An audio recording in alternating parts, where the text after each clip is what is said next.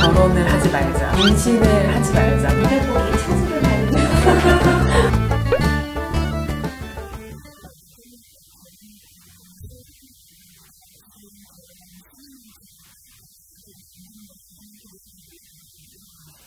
네, 안녕하세요. 저는 성북구의 내과 개원하고 있는 김명선이고요. 21년 됐고요. 저희가 이렇게 큰 문제가 육아가 있는데 같이 얘기하는 게 좋을 것 같습니다. 안녕하세요. 저는 이대 서울병원의 소화기내과에서 근무하고 있는 최아름이라고 합니다. 저는 4살 어린 딸이 있고요. 이제 전문의가 된 지 5년 정도밖에 안 돼서 주니어 선생님들이 느낄 수 있는 육아나 이런 출산 이런 거에 대한 고민을 제일 많이 최근에 했었을 것 같습니다. 그래서 이런 이야기가 좀 도움이 됐으면 좋겠습니다. 초대해 주셔서 감사합니다. 정말 우리 어떻게 보면 서로 조금씩 다르면서 이제 출산, 육아, 환자 진료하는 다양한 얘기가 아주 재밌게 기대가 되네요. 제가 오늘 이 모임을 준비하면서 유튜브에 이제 여자 의사들 어려움을 좀 찾아봤어요. 근데 이제 육아를 어려움을 굉장히 많이 얘기하시더라고요. 그래서 육아할 때 도와줄 분이 필요하다는 얘기를 그렇게 많이 하시길래 제가 그 얘기를 들으면서 우리는 그 다음 단계까지 좀 얘기를 할 수 있겠다 이렇게 생각하면서, 그래서 결혼할 때 도와줄 수 있는 시부모님이나 어른들이 있는 그런 환경에 있는 배우자를 고르는 것을 뭐 하나 넣어주면 어떨까 생각이 들었습니다. 동의하세요? 네, 그러니까 일단 여자 의사라는 게 우리가 할 일이 너무 많아요. 정말 슈퍼우먼이 돼야 되는, 진료도 해야 되고 방역도 해야 되고 육아도 해야 되고, 아무리 사람을 쓴다 하더라도 또 집안일을 안 할 수가 없거든요. 그래서 아이를 믿고 맡길 수 있는 그런 분들이 주위에 있는 거는 굉장히 중요하다고 생각합니다. 실례하지만 언제 출산하셨어요? 의사 기간 중에서? 저는 보드 따자마자 전문의 따고 나서? 네, 따고 나서 출산을 했는데, 저는 운이 좋았던 게 신부모님들이 봐주셨어요, 아이를. 네, 그래도 저는 수월하게 넘어간 것 같기는 해요. 너무 감사드리죠. 출연 받을 동안에는? 안 했어요. 출산은 그 이후에 하셨어요? 예.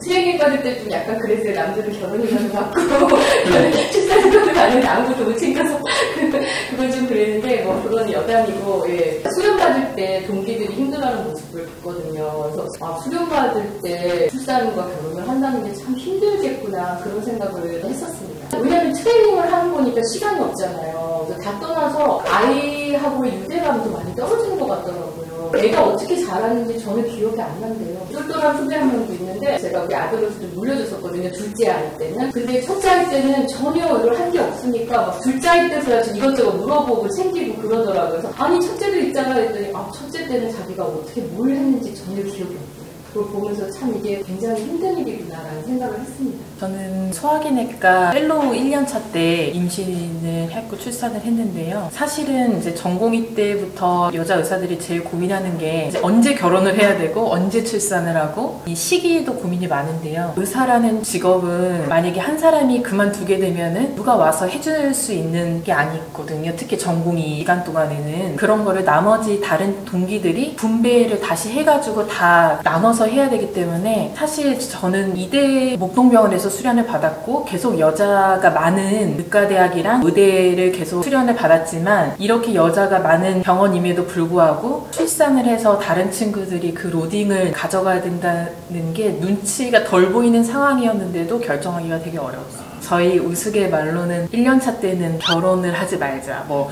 임신을 하지 말자, 이런 것도 이렇게 얘기를 간혹 할 정도로 그런 게 있었던 것 같습니다. 그리고 저는 지금도 사실은 임신 계획 뭐 이런 거 세울 때 아무도 저한테 그런 부담을 주진 않지만, 제가 스스로 제가 또 출산 휴가를 써서 제가 공백이 생기면 저는 이제 주니어니까 위에 시니어 교수님들이 제의를 나눠서 해야 되는데, 그런 게 그냥 저는 부담스럽고, 그렇기 때문에 자꾸 시기가 뒤로 밀리는 게 있는 것 같습니다. 그럼 역으로 내가 더 로딩을 받았다. 근데 저는 수련 기간 동안에는 거의 없었던 것 같고요. 왜냐면 다른 친구들도 저랑 비슷한 생각으로 약간 서로 조심했기 때문에, 배려를 했고 조심했기 때문에 5명 중에서 1명이 나가는 건 정말 큰일이거든요. 그렇기 때문에 웬만하면은 서로 그렇게 안 하려고 되게 노력을 했었던 것 같습니다. 어떤 시기를 선택을 해야 돼요? 당직을 잘 안 서는 전공의를 넘어선 시기? 전임의 때는 사실은 사실은 당직을 이렇게 프라이머리 콜을 받는 당직은 별로 없기 때문에 조금 더 덜하지 않을까 이런 생각에 제가 남들한테 피해를 덜 끼칠 수 있는 시기를 좀 생각을 해봤는데요. 저는 사실은 출산 휴가 3개월이었고 출산 전날까지 근무하고 당직 섰고요. 네, 근데 그게 다른 직종 선생님들이 들으면 놀랄 일이긴 한데 저희한테는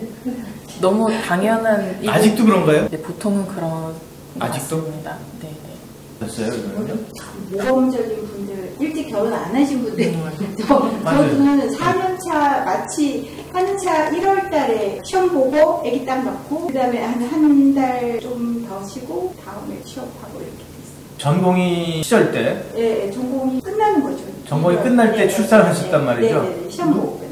문제는 없었어요? 그때 기억이 어떠세요? 저희 때만 해도 시험 공부 조금 더 기회를 줘가지고 일이 적어질 때 공부만 하면서 별 문제는 없었고 아무래도 좀 배려는 해줬을 것 같은데 출산은 출산인데 충분히 시간을 갖지 못하고 다시 현장으로 와야 되잖아요. 그렇게 되면은 쉽게 말하면 뭐 거의 100일도 지나기 전에 다시 나와야 되는 것이고 육아하는 것도 상당히 쉽지 않을 것 같은데 많이 시댁에 맞게 돌봐주는 분이 따로 있으시죠. 돌봐주는 분이 따로 네, 있으세요? 네. 그러니까 저희는 시집으로 들어갔어요. 아예 시집으로? 네, 다 싸들고 들어가가지고 그걸 다 넘겨버렸죠. 최설아 원장님도 시부모님한테 네, 네. 그러니까 저희가 따로 살다가 저희도 합쳤어요. 합쳤어요? 네, 네. 합쳐서 같이 살아요. 저희도 시댁, 서로 둘이 가까운 아파트에 있게 이사를 따로 갔고요. 저희 시어머니가 봐주시고 계시고 그 다음에 저희 남편이 의료인은 아닌데요. 만약에 저 말고 남편이랑 그 시어머니가 희생이 없었으면은 저는 지금 이렇게 일을 하고 있지 못했을 것 같습니다.